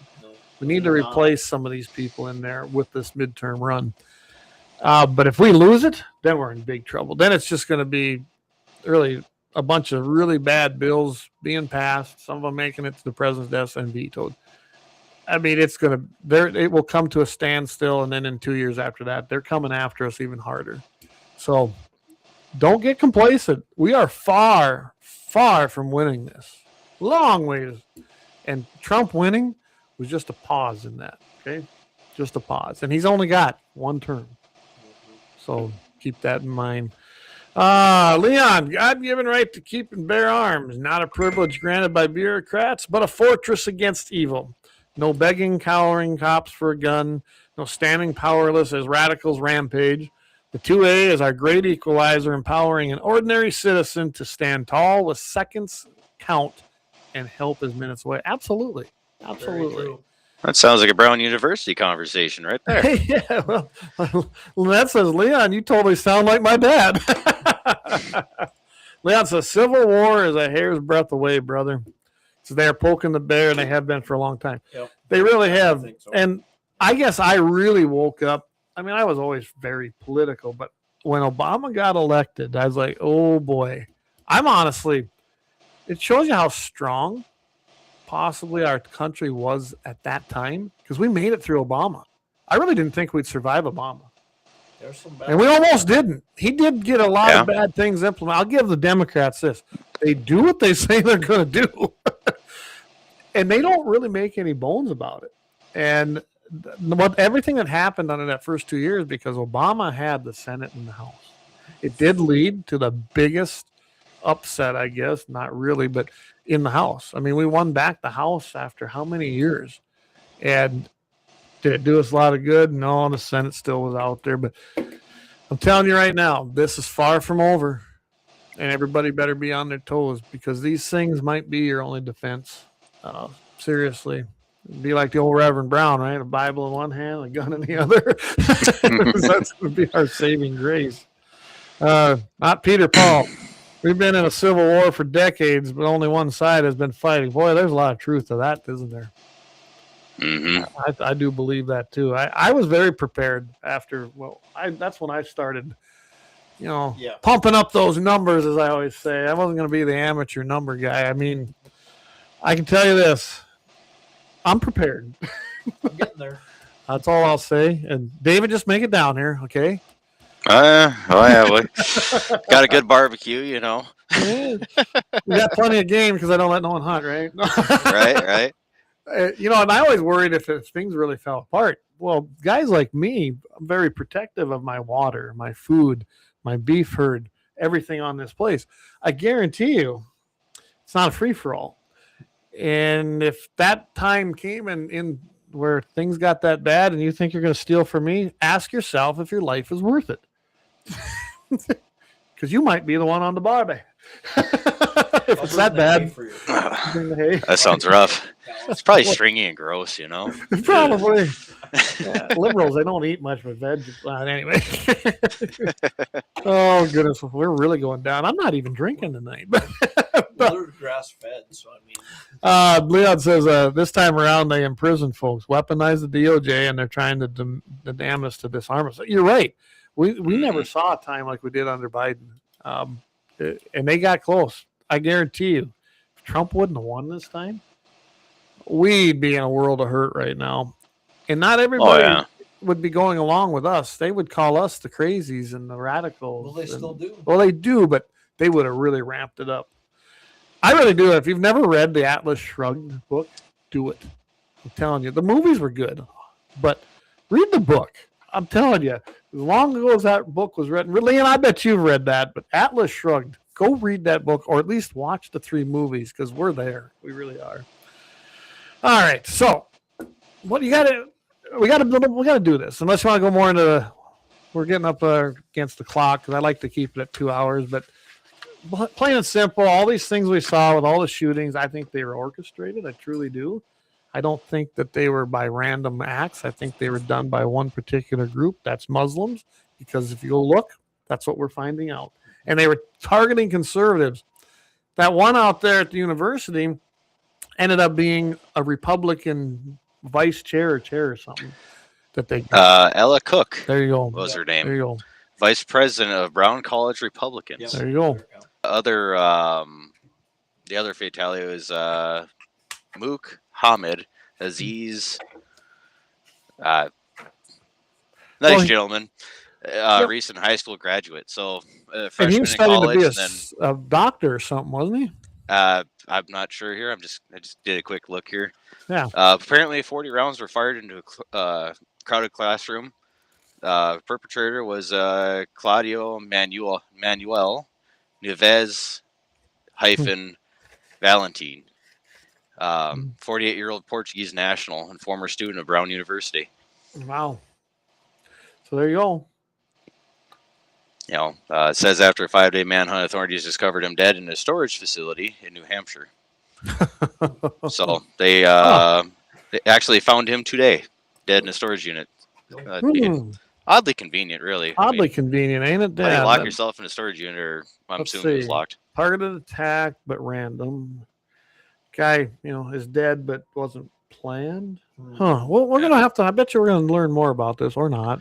But well, it says a self-inflicted gunshot wound is how they found him. So yeah, but we'll never really know, will we? Probably not. I mean, Clintons are the masters of suicides. So, I don't want to be Clinton. I never want to be Clinton. No, we could go down that road. that'd be a whole nother show. Terrible deal. Terrible deal. Yeah.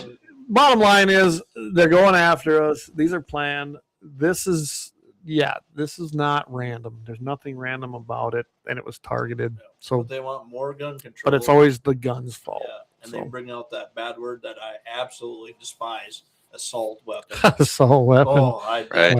that makes my blood boil when they say that. Oh. And, assault is an action, not And- not a noun. I'm going to be having a new shirt out there too. And I already sold 2 of them, but it's going to say on there that immigration without assimilation is an invasion. And you know who said that? Charlie Kirk. I just watched it, so I was like, oh, that's going to make a great T-shirt. And it's true. If you move to this country, if you immigrate legally to this country and you don't become an American, you get the problem we're seeing right now. We can't import third world countries and not expect third world problems, because that's what's happening right now. Exactly. Right. That's my ending shot on this.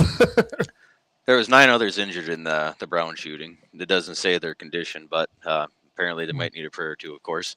Yes. Yep. But can't forget the extras there. The last I heard, they were still there, but no more fatalities as of now that have been reported. Yeah. So keep them in your prayers, especially right now. What a horrible time to have that happen. So prayers of their families, and hopefully God's will be done there. So well, I guess, David, we got to tell everybody about this, don't we? It wouldn't hurt. I mean, So, we're not sure how it's going to work, but let's go for it.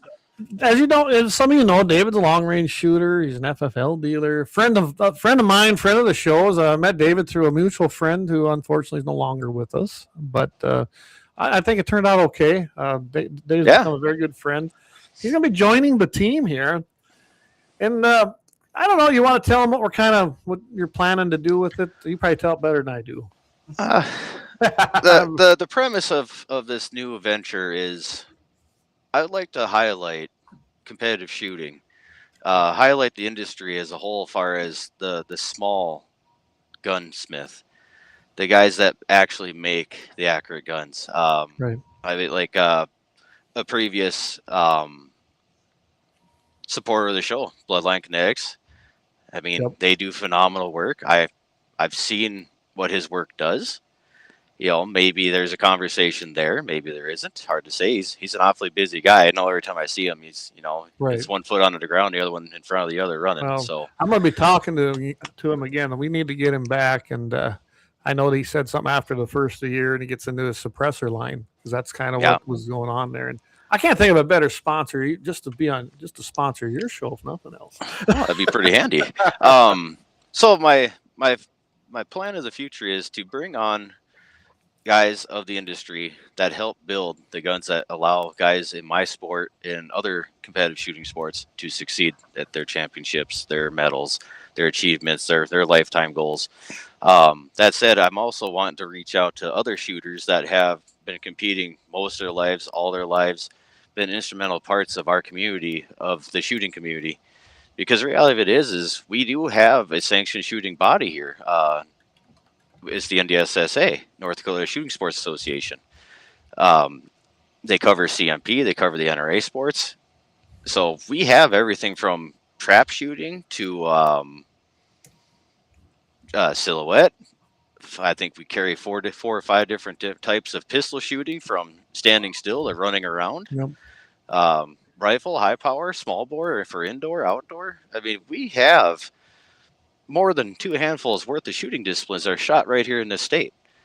A lot of people don't realize that. We have a 1,000-yard range right in the heart of North Dakota. Yep.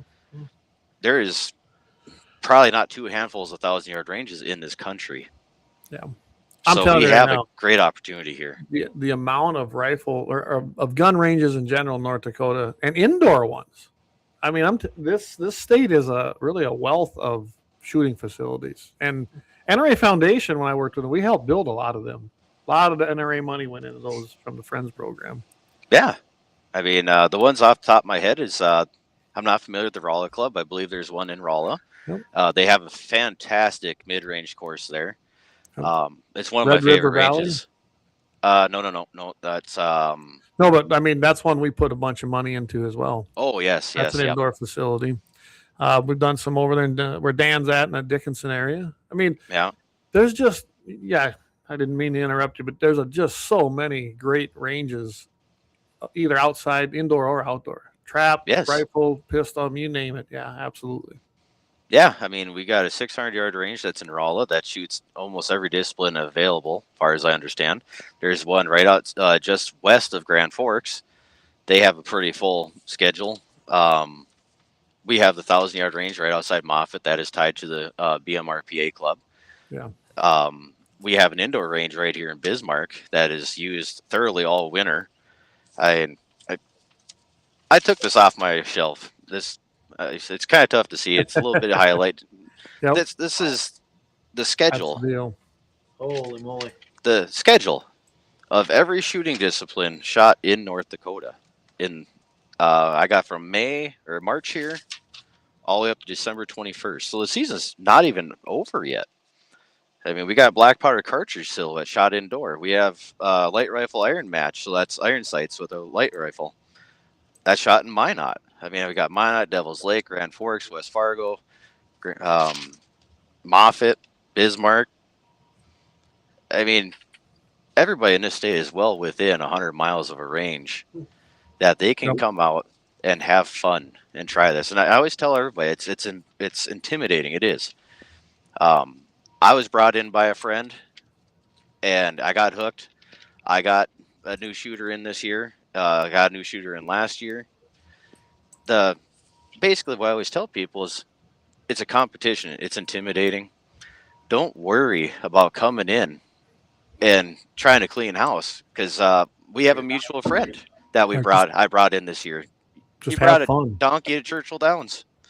Best way to put it. He didn't have a snowball's chance in hell in competition, but he came. He learned from it. He enjoyed the hell out of himself. I sold him a rifle for this coming season. I can't wait to see him come try again. Awesome. Yeah, Leon says there's 5 between his place and Fargo. Yeah, I mean, they're everywhere, guys. They really are. And then, of course, you've got the Game and Fish ones that they built, south of Bismarck and south of Manhattan. Yeah. There's one up in Wilton. I mean, they're everywhere.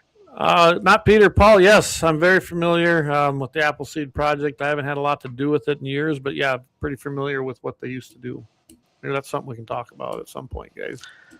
Some more information, Dave, on your show, or how to get involved, or more, a little bit more on that. Can anybody do that? Or because I'm a South Dakota resident, could I absolutely join or whatever? Yep. Absolutely. All these matches, if you go to ndssa.org and you look at the schedule, you can see the type of match it is, the location it's going to be, the contact that is the match organizer, and their phone number. There it is. You don't have an excuse to not get this information. Yeah. It's all right there, easy to get to. It's on the schedule. I mean, some of these matches, rain or shine. Some of these guys, they might cancel if it gets too hairy. It happens. It sucks when you have to travel, but it's the way it goes. I've been to matches that we had great cinnamon rolls and gone home. So, yeah, cool. But the basic of it is very interested. I know there's probably a lot of other guys that are very interested in getting that, because I'm still an active hunter, fisher, or whatever, but I'm getting more into I want to get into the competition side of it, because that's fun. I mean, shooting against people, and having a good time, and seeing if you can really, nail the target or whatever, I mean, because I'm very novice at this. So it's extremely interesting to me, and I want to learn more and get more involved. The basics of it is you come to a match, you sign up, and it's just like any other social function that you don't know anybody. Everybody looks at it like, who's a new guy, whatever. And realistically, it's just the way society is. You see a new guy who's a stranger, you guys walking around with a gun just like the rest of us, but I don't know. Yeah. And but basically what it comes down to is keep trying, just be friendly. Don't expect a lot on your first couple times out. And when guys start realizing that, hey, this guy is new, he is a low skill shooter, you're going to have guys that are just looking at him like, this is going to be my new pet project. I'm going to see if I can get this guy to shoot better this year. It's happened to me. I I can honestly say I can thank my first championship to one of the Canadian World Team shooters. Oh, wow. Scott Kyle, from the beginning, seeing that I was struggling and didn't see little things, and he dropped me little crumbs along the way. So I got to say 100%, if it wasn't for the day that he watched me struggling fighting with the equipment that just wasn't up to par, he gave me little bits of advice, and it got me my first championship. So I got to completely say hats off.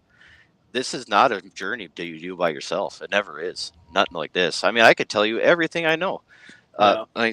Scott could tell you everything he knows. Drew Rutherford, another US shooter. There's a wealth of knowledge there. Well, and then the camaraderie with the guys. I mean, yeah, and then you get your bragging rights here and there or whatever. But meeting new people and getting to enjoy it with fellow people that like to shoot. I mean, I'm all about enjoying.